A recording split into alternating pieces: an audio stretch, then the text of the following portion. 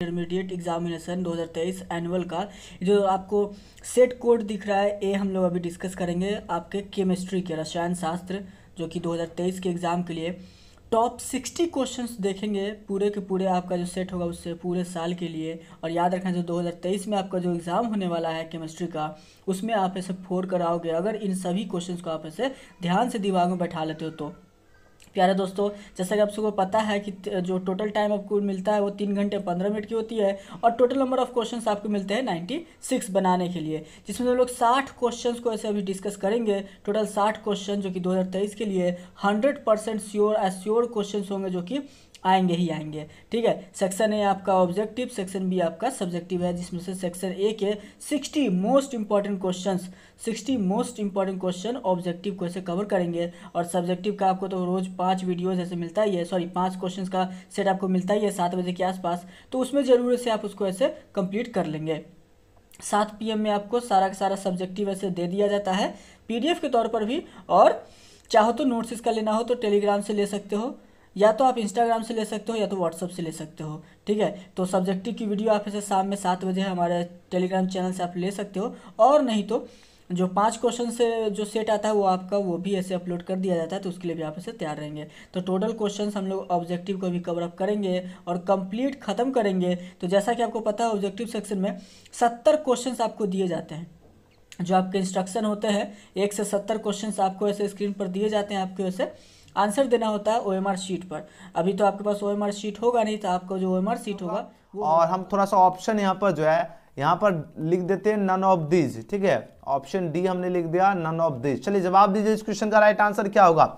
देखिए बात हो रही क्या, प्रश्न क्या पूछा जा रहा है, प्रश्न पूछा जाए कैल्शियम एसिटेट और कैल्शियम फॉर्मेट के मिश्रण को गर्म करते हैं तो इससे ही बनता है एथेनॉल बनता है। तो ऑप्शन क्या होगा, बी इस क्वेश्चन का बिल्कुल सही जवाब है। अच्छी तरह से याद रखना, एग्जाम में क्वेश्चन छपेगा। चलिए दूसरा नंबर प्रश्न पूछा जा रहा है क्या, निम्नलिखित में कौन आपका तृतीय संक्रमण श्रेणी का सदस्य नहीं है। तृतीय संक्रमण श्रेणी का जो सदस्य जो है आपका AG नहीं होगा। ऑप्शन डी इसका बिल्कुल सही जवाब है। चलिए अगला क्वेश्चन देख लेते हैं, क्वेश्चन नंबर 3। क्वेश्चन नंबर 3 पूछा जा रहा है क्या, फिनॉल की बात थोड़ी एग्जाम में बार बार प्रश्न पूछा जाता है कि फिनॉल जो है उदासीन विलयन के साथ पूछा जाए कैसा रंग देता है, हरा रंग देता है या बैगनी रंग देता है या लाल रंग देता है या नीला रंग देता है। तो अगर बात किसकी हो रही है, बोलोगे सिर्फ बात तो हो रही है फिनॉल की बात हो रही है। अगर फिनॉल के जैसे बात हो और पूछा जाए उदासीन विलयन के साथ कैसा रंग देता है, तो उदासीन विलयन के साथ आपका ये बैगनी रंग देगा। तो आंसर क्या होगा, ऑप्शन 20 का क्या होगा, बिल्कुल करेक्ट आंसर है। जितने छात्र ऑप्शन 20 का दे रहे हैं उनका बिल्कुल ही करेक्ट आंसर है। चलिए अगले क्वेश्चन की बात करें, क्वेश्चन में 4 पूछा जाए क्या, ईथर में ऑक्सीजन परमाणु है, ईथर में जो ऑक्सीजन परमाणु होता है ये आपका क्या होता है बताओ जरा, अत्यधिक क्रियाशील होगा या तुलनात्मक रूप से अक्रिय हो जाएगा या सक्रिय होगा या विस्थापित योग होगा। आपके पास 4 ऑप्शन यहाँ पर दिया जा रहा है और जितने बच्चे ऑप्शन का क्या चूज किया, ऑप्शन सी इसका चूज किया, सक्रिय चूज किया, उनका बिल्कुल सही जवाब आ रहा है। यानी ईथर में जो ऑक्सीजन जो परमाणु जो है ये आपका क्या होता है, एक्टिव होता है। याद रखना ऑप्शन सी इसका बिल्कुल ही करेक्ट आंसर है। चलिए अगले क्वेश्चन की बात कर लेते हैं, क्वेश्चन नंबर 5 में प्रश्न देखिए, आंसर दीजिए इस क्वेश्चन का राइट आंसर क्या होगा।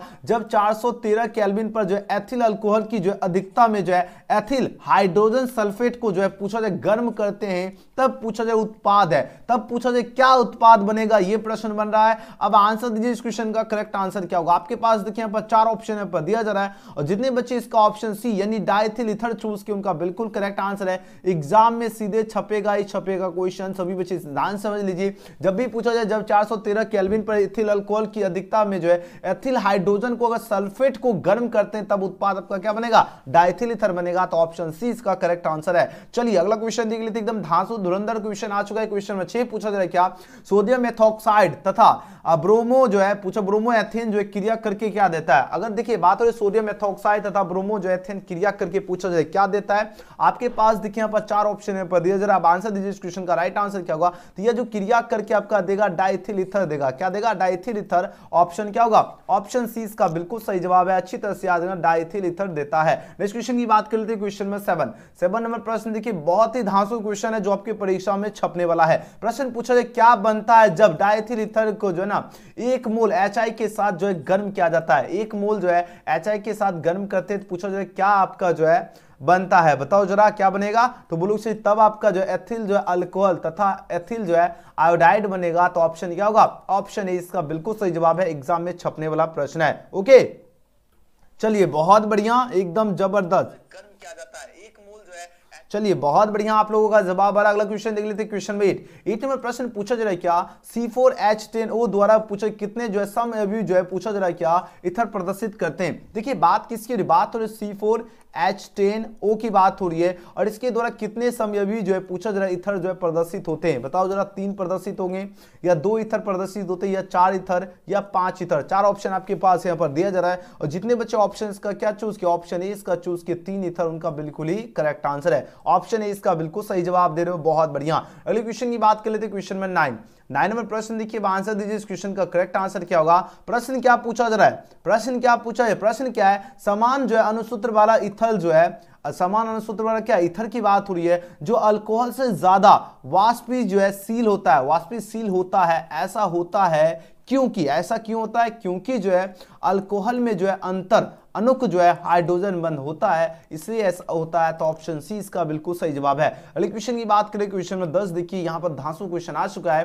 प्रश्न क्या है, निम्नलिखित में किसका जो है जल शोषण जो है तीव्रता से होगा, किसका जल शोषण तीव्रता से होगा, बताओ जरा। आपके पास देखिए यहाँ पर 4 ऑप्शन है, जरा लगातार एग्जाम में प्रश्न पूछा जाता है। तो जल शोषण जो तीव्रता से किसका होता है, CH3 का होता है ना, सॉरी CH3OH का होता है, किसका, CH3OH का जो जल शोषण जो होता है ये क्या होता है, तीव्रता से होता है ना। तो ऑप्शन क्या होगा, इस क्वेश्चन का सही जवाब है। और जितने बच्चे ऑप्शन ए इसका चूज किए उनका बिल्कुल ही करेक्ट आंसर है, एकदम जबरदस्त धांसू आंसर दो। इसी बात पर है ना, एकदम धांसू जवाब देने के लिए आप लोग लाइक कर लीजिए, और न्यू स्टूडेंट इस वीडियो को देख रहे हैं फटाफट आपको क्या करना है, चैनल को सब्सक्राइब करके बेल आइकन प्रेस कर लीजिए, क्योंकि जब तक तोड़ेंगे नहीं तब तक छोड़ना नहीं है। और मेहनत करने में खामोशी से आप लोग मेहनत कीजिए कि आपका जो है ना सफलता शोर मचा दे। 11वां प्रश्न है, निम्न में से कौन पूछा जा रहा है कि आप एंटी फ्रीज यानी प्रतिहीम की तरह पूछा जाए कार्य कर सकता है, कार्य कर सकता है, कौन कार्य कर सकता है, बताओ जरा।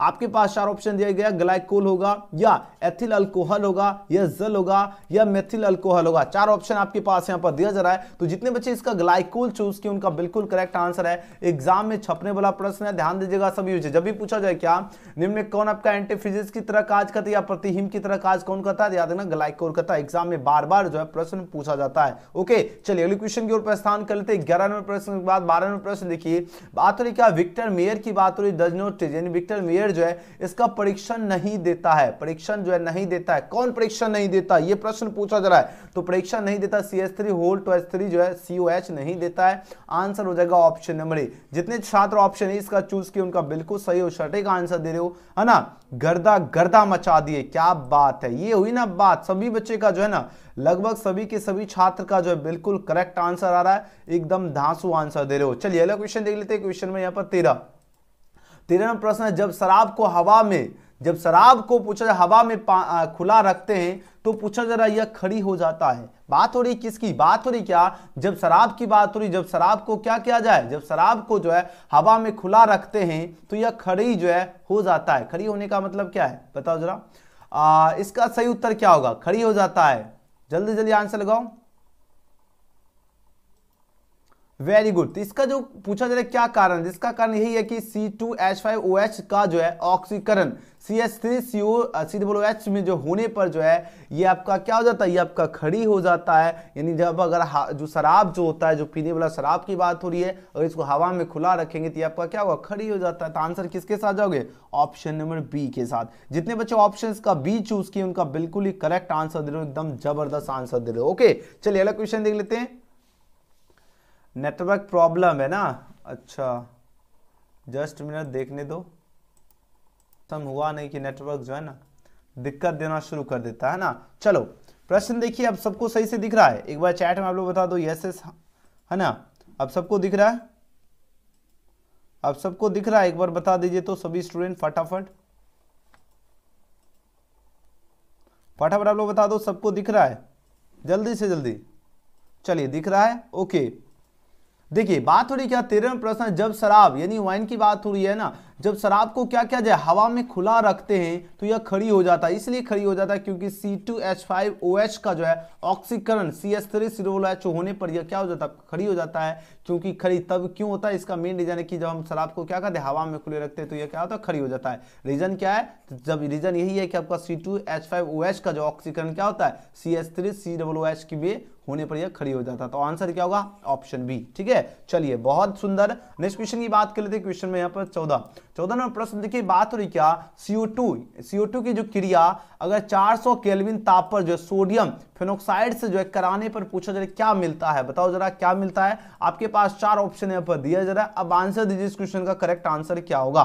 तो जितने बच्चे ऑप्शन का सी चूज के, सोडियम जो है सैलिसिलेट चूज की, उनका बिल्कुल करेक्ट आंसर आ रहा है, ऑप्शन सी इसका राइट आंसर है।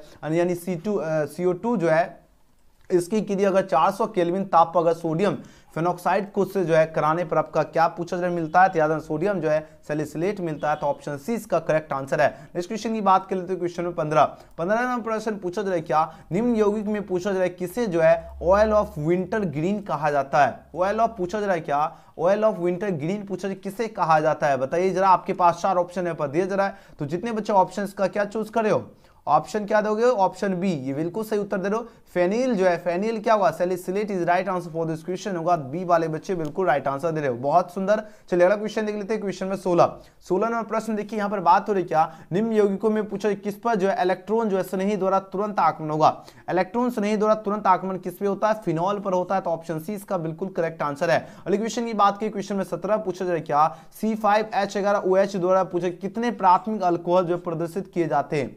अगर बात हो रही किसकी, बात हो रही किसकी, C5 है ना H11OH की बात हो रही है। तो अगर इसके द्वारा पूछा जाए क्या, प्राथमिक अल्कोहल जो है प्रदर्शित किए जाते हैं, कितने प्राथमिक अल्कोहल प्रदर्शित किए जाते हैं, तो याद 4 जो है प्रदर्शित किए जाते हैं। तो ऑप्शन ए इसका बिल्कुल सही जवाब है। अगले क्वेश्चन की बात करें, क्वेश्चन में 18 पूछा जाए क्या, अधिकतम संख्या में जो है सक्रिय हाइड्रोजन परमाणु उपस्थित है। लेकिन यह पूछा जाए किस में उपस्थित है, यह आपका ग्लिसरॉल में उपस्थित है। तो ऑप्शन क्या होगा, ऑप्शन सी इसका बिल्कुल सही उत्तर है। अच्छी तरह से याद रखना, अधिकतम संख्या में जो आपका सक्रिय जो है हाइड्रोजन परमाणु उपस्थित है, लेकिन किस में, ग्लिसरॉल में। ओके, ऑप्शन सी इसका राइट आंसर है। अगले क्वेश्चन की बात करें, 19 नंबर प्रश्न देखिए, किस गैस का अवशोषण जो है चारकोल के द्वारा जो है सबसे अधिक होता है। किस गैस का अवशोषण की बात हो रही है जो चारकोल के द्वारा सबसे अधिक होता है। सबसे अधिक किस में होता है, बताओ जरा। 4 ऑप्शन है पर दिया जा रहा है। तो सबसे अधिक जो होता है आपका NH3 में होता है। ऑप्शन बी इसका बिल्कुल सही जवाब है, NH3। नेक्स्ट क्वेश्चन की बात करें, क्वेश्चन में 20 में प्रश्न पूछा जा रहा है क्या, H2 जो है PT जो है